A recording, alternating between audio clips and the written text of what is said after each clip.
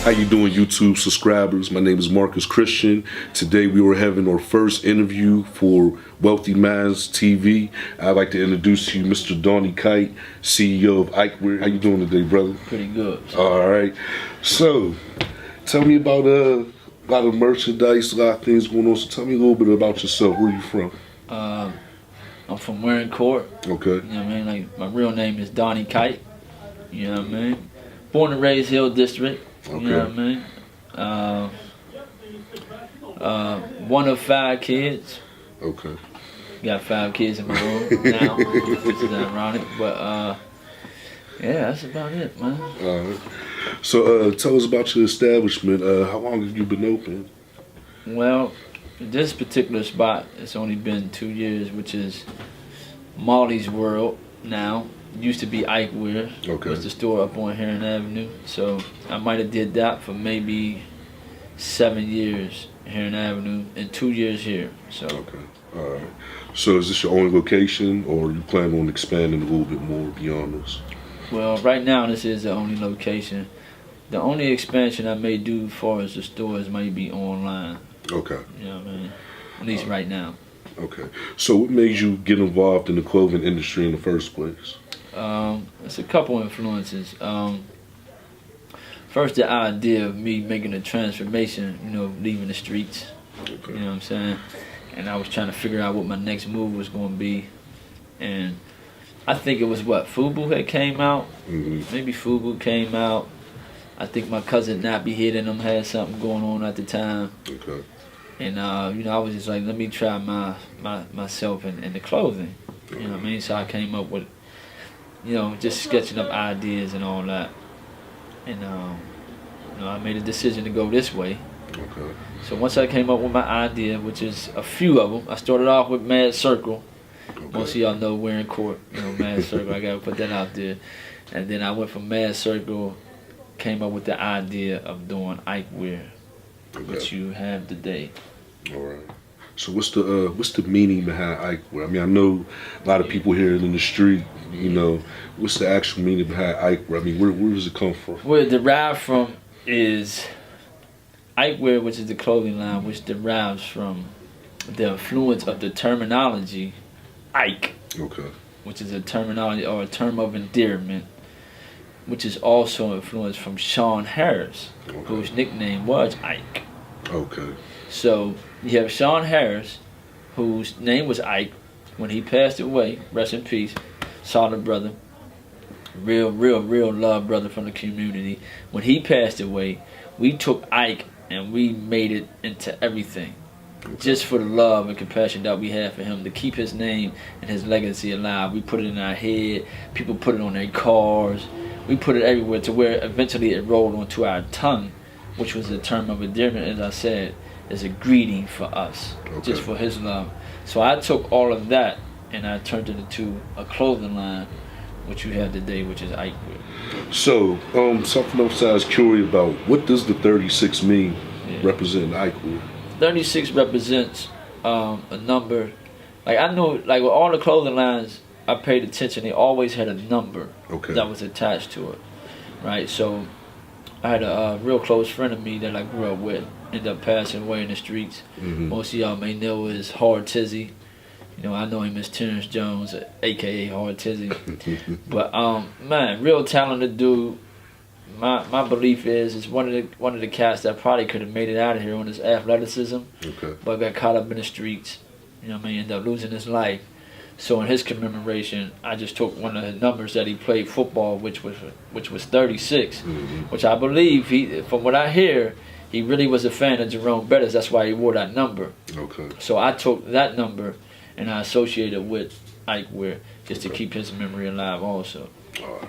I like that, man. I'm curious to know, I'm pretty sure you've had probably the opportunity to put your actual store anywhere you wanted to in Pittsburgh, but you chose to keep it right here in the heart of the Hill District. Why is that? Of course, hometown. Of course, I had to do it over here, man. And then one of the reasons why, because I see a lot of dudes going shopping. Mm-hmm. They used to go to Mo Gears. If any of y'all familiar with Mo Gears, you know what I mean? Mo Gear. What was the other popular store? It was Mo Gear, maybe even Prime Gear. Yeah. All these other stores these guys would go to. Some of the guys we knew would spend big money with these joints. Mm-hmm. And they used to always tell me, hey man, why don't you put your stuff in Mo Gear? Or some of these dudes had the connects to get me inside them stores. Okay. But I'm not gonna lie. Myself was like, nah, you know what? I'm gonna get my own store. Okay. I'm gonna do my own joint. This is gonna be Ikewear store. So I took all that influence right there. It's like, no, I'm just gonna do my own thing right here in my community and build my own store. All right. So let me ask you, someone says they want to start off their own clothing line or something like that. I mean, where's the basis of it? Actually, where do they start from? First, we come up with the idea. And this is what I've been told for a lot of older people, and this is really, really important. You want to protect your idea. Once you protect your idea, then you just want to go forward and put it out. Okay. As soon as you protect it, put it out. Don't even waste no time. Just go forward and put it out. Now, is there a certain type of paperwork you have to file to, make sure that your ID or your name is protected? I mean, was there a certain route that you had to go? I mean, where'd you have to start off from? You had to go to the trademark and the copyright. Really, the trademark first. Okay. Then the copyrights. Okay. Make sure you what you do is you submit your name. They'll check a pool. If your name is free, they'll let you know if it's free. Then you just pay maybe like $325, and then you'll secure it. It's yours. You own it. And you good. Now, I want to ask you this: startup costs. What would you say would start just to? I mean, besides an actual building, but just the startup money to actually, just get everything patent, things like that. I mean, is it expensive when you're first starting off? Just to get at least the legal things done. Well, I'm giving y'all this jewel because I didn't do it at first. I just started. Okay. But I wouldn't recommend that for the up and coming people because you want to protect your stuff. Okay. You know what I mean? Now I just started with like $50. Really? Yeah. Wow. Shout out to Ray Mars Art and White Twan. They gave me $25 a piece. That's how I started. They gave me $25 a piece. I started with $50. I think I got like 4 shirts. And really? I started from there. I've been on ever since. So you really just started from ground up? I really started from the ground up. That's $50, impressive. man. Now, is it difficult to, order certain fabrics and things like that? I mean, do you have to go through an overseas connect, or do you have to go through Pittsburgh, someone here, local? I would say it's better to go overseas. You probably could get it in the States. Okay. But it's going to cost you a lot more. Okay. These are jewels I'm giving y'all on this one. It would be better to go overseas because it's more, how could I say this? And I'm going to say this again, this is a jewel I'm giving y'all guys in the clothing industry. In the States, it's a lot more, but when you go overseas, it gives you, they make it more for you to grow because the pricing is so good for you. Okay. It gives you a chance to grow. Opposed to in the States, the prices is high, then you have to charge high. Okay. Necessarily overseas, the prices is great. So you don't really have to kill nobody. Your prices can be fair and you can still make some money. Now, I remember one time, if I'm allowed to talk about this, I remember one time you told me that, there was a time when you had actually bought you a presser. Yeah. I mean, is it less for you to spend, to actually press your own clothing, or is it just easier just for you to just go ahead and get somebody else to do it? Well, it's lesser and it's more convenient because when I was dealing with the other people who I sent it to, they say they give me like 2 weeks. Okay. They say the average was like 2 weeks, and I was used to it, but the customers want it. Sometimes they want it right away. When the stuff is coming, when the stuff coming. So by me getting that presser, I could do that within a week. Okay. So I could have I could order my stuff Monday and have it ready Thursday. Whereas before I would put it in Monday and might not have it until next Friday. Now let me ask you this. While I went around the store, I've seen that you had some other brands in your store that I've seen around Pittsburgh. Yeah. How is that in a competitive market? I've seen a couple other brands, especially brands from the Hill District. Yeah. How does that work? Do you build partnerships? Do you just take over the market and say, hey, you're going to sell your stuff here? I mean, how exactly does that work, for you to let other people sell their merchandise in your store? Yeah. Well, It's not a it's not. I'm not competing at all, but it's really I'm giving them an opportunity because these are other black entrepreneurs that are upcoming, coming behind me. Some of them's coming behind me, most of them. So I'm kind of like the OG in the game. But yeah, just giving them a I'm in the middle of the Hill District. I'm in the middle of the city, really, and I'm giving them an opportunity. You know what I mean? So it's not really no competition. Just giving them an opportunity. And what I decided to do with this Marley's World boutique, it's a boutique because that gives me the chance to do that. When I was doing Ikewear, really, I wouldn't let too many people in there because I wanted to all be Ikewear. Okay, that was the Ikewear store was about. This is Ikewear. You get all Ikewear here. So when I'm changing it to Marley's World boutique, this is the reason why, because I can make other brands available here. Wow. So let me ask you this: how do you stay current, having your passion and your vision, but also it's a younger generation? Hip hop plays a big role in fashion. How do you take your brand and your passion and mold it with some of these kids we're wearing or looking at today? I mean, how does that work?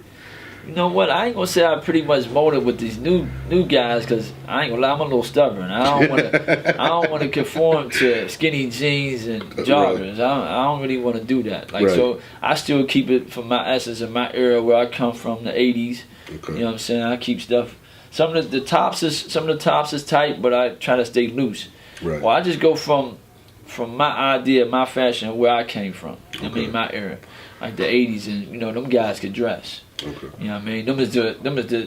Them is the ones that started it. You know what I mean? Them is the pioneers. So I stick to that in that era. Maybe a little bit of the new, maybe like the 3/4. T is like a newer baseball style. No, that's an older style, but it's a little revamped now. But I don't really gel with some of the newer stuff, like the joggers and the skinny jeans to be particular. I don't really care for that. Okay. Now, let me ask you this. I've seen customers that are not from Pittsburgh. Yeah. I mean, how did you get the marketing, or how did you even market in order to get your clothes out of the city? I mean, that's pretty far, from just your local habitat where you're at, It's probably word of mouth, and then them seeing other people having it, and then me, I'm not gonna lie, like I push it. Like, they probably tired of me right now because all I do is promote Ikewear all day, every day. You know what I mean? So it's probably them seeing it over and over. And one of the things is, when you got something people like, they gonna want it, and they gonna come from wherever they coming from to get it. If they like it, they gonna come get it.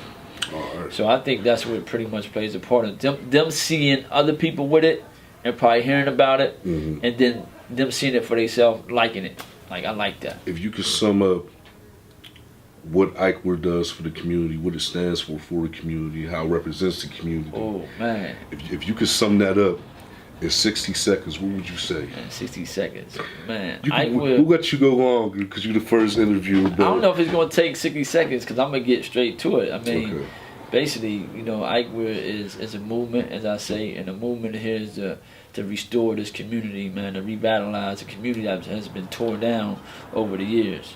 You know what I mean? So our promotion for Ikewear, man, is to take care of this community in almost every phase, man. However part we could play for is education, recreation, and again, revitalization, rebuilding this community. Make it a community, because right now it's a neighborhood. You know what I mean? It's really a hood.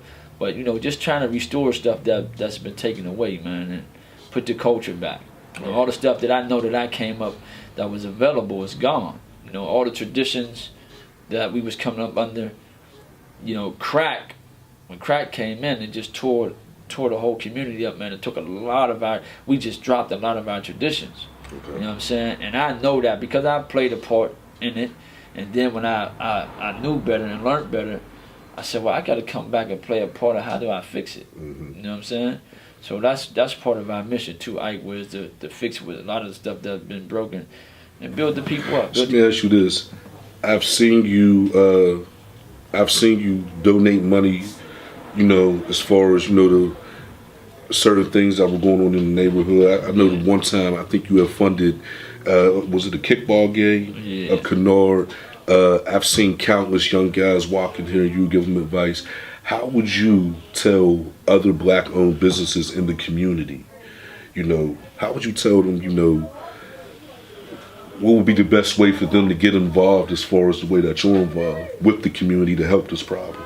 Oh, well, I don't know if it's an individual thing or it could be a community thing, but what you can do is find out what's going on around in the community as far as even the football programs, the baseball programs. Do we have baseball? No, we have baseball. Whatever's going on, you got art programs, you got a lot of stuff going on in this community where the kids need help or they need sponsors. Mm-hmm. So I would say, for all the black businesses in the community, if you could play your part and somewhere down the line, you ain't got to do it all the time or as consistent as you can, endorse these projects, endorse these kids, because again, this is our future. So we have to nurture them, build them up, so they could be the next ones to carry the torch. Good opportunity, man. I learned a lot today. Hopefully you all learned a lot today. Once again, I want to thank you, Mr. Donnie Kyte, man, for just taking the time out to speak with us, to speak to our YouTube subscribers. Now, where can they get in contact with you? Again, y'all can hit me at 412-520-2313. That's my number, direct number. You can get me. Or you can come to 2101 Center Avenue, which is Marley's World's Boutique. We have here today. Or again, hit me on Facebook, Donnie Kyte, or Instagram, Ikewear 36 Clothing. Thank these guys, man, for coming out, taking their time, man, and giving me an opportunity to interview and explain to you guys what Ikewear is, what it means, and what it's about. Thank you very much, man. Appreciate it. More than welcome. All right. You have a good one.